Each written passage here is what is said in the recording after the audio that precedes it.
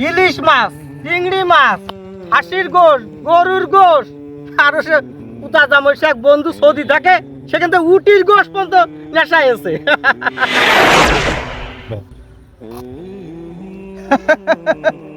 ওই যে কয়েকদিন আগে আমারে পুতনি বিয়ে দিলাম, অনেক মনে হয় পূর্ণ কাজ করিলাম, তাই ওই রাম দেখে একটা পুতা জামাই পাইছি, যে এইরাম পুতা জামাই চেয়ারে ছবি, এইরাম পুতা জামাইয়ের বাড়ি গদ্দর, মনে হচ্ছে আলসান বাড়ি। পুতা জামাই একটা চাকরি করে, জামাইয়ের মতো জামাই হলি আমি একটা জামাই যথেষ্ট। এখন মনে করেন যে কোটি কোটি টাকার মালিক, 6-7 বছর চাকরি পাইয়েছে, কয়েক কোটি টাকা জমি কিনেছে। আরে সে কি যে সে জমি ওই রাস্তার ধারে পজিশন মতো বাজারে করে জমি কিনা, সেই জমি যদি এখন যদি আমার পুতা জামাই বিক্রি করে, ওর থেকে কয়েক গুণ দাম বেশি হবে। যে বাড়ি করেছে না, সে তো মনে হচ্ছে বাড়ি না রে ভাই, 5 তলা বাড়ি, তা মনে হয় যে ওর ভিতরে গেলি মনে হচ্ছে বেচতে কেনাই আসলাম। সে বাড়ি যে কত লাখ টাকাতে বানায়েছে এর তো কোনো হিসেব নেই। আমি ধরে নিছি আনুমানিক 1-1.5 কোটি তো খরচ হয়েছে। তুমি কি সপ্তাহখানেক ধরে ওই পুতা জামাই বাড়ি রইছাও? আরে হ্যাঁ ভাই, হাওয়ায় দাওয়ায় অনেক একার পাগল করে ফেলা হয়েছে। ইলিশ মাছ, চিংড়ি মাছ, হাঁসির গোশ, গরুর গোশ, আরো সে পুতা জামাই এক বন্ধু সৌদি থাকে, সেখান থেকে উটির গোশ পর্যন্ত নেশায় আছে। আরে যে সকালবেলাটাই প্রত্যেক দিন দেশি মরদ সিটে রুটি বানাবে প্রতিদিন, প্রত্যেক দিন। আর তো সে ফলমূলের কথা কি কব ভাই, ডাইনিং টেবিলই একটা সাজানো রয়েছে। এক কথা যে এই দাদার জন্য কোনো কষ্ট না হয়, যখন তখন এই ফলমূল কাটিয়ে দিবি। যে পাঞ্জাবিটা দেখতেছেন না, এর দাম 5,000 টাকা, আরো তো সে 3-4টে দেশে 7,000-8,000 এরকম করে দাম তার। হ্যাঁ, এ তো ঘুরতে বেড়ালাম তাই এইটা গাই দিছি। হারুন ভাই যাই বলো, আমার বলো লোভ এসে গেছে তোমার ওই পুতা জামাই বাড়ি যাওয়ার জন্য।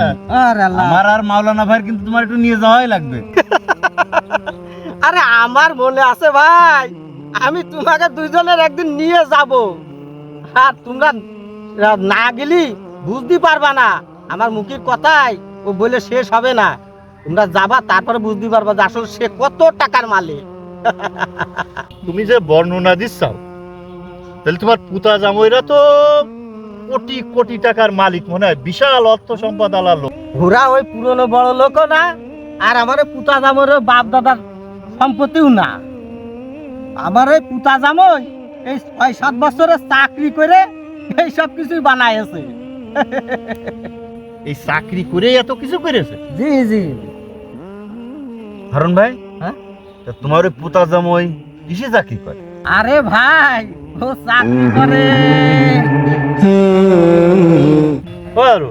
জি, তুমি যে চাকরির কথা বললে, তা বসি এতে তো মাসে নাই কত, সর্বোচ্চ 35 ধরেন, 35 ধরাও, তাই কষাকষি হয়ে যায়। 35ই ধরেন। এরা আমি বেতন পাই।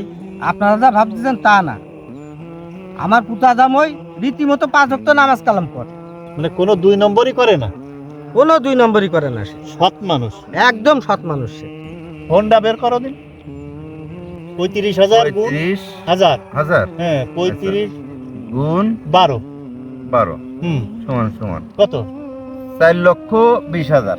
4,20,000 টাকা এক বছরে। এক বছরে এক বছরে তার তো বাজার ঘাট, সংসার খরচ এগুলো তো আছে। 4,20,000 গুণ গুণ 8 বছর, 8 হ্যাঁ সমান হ্যাঁ 35,60,000। 35,60,000। 8 বছর, বছরের বেতন 35,60,000 টাকা। চাকরি ছাড়া আর কোনো ইনকামের রাস্তা নেই, তাই তো?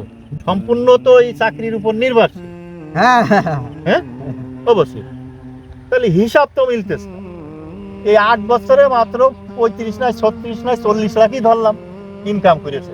দেখা যাচ্ছে যে বাড়ি করে সে বাড়ি নাই 1.5 কোটি টাকা। হারুন ভাই, তো ওই তোমার পুতা জামাইয়ের বাপ কি কোনো বড় কিছু করতো নাকি?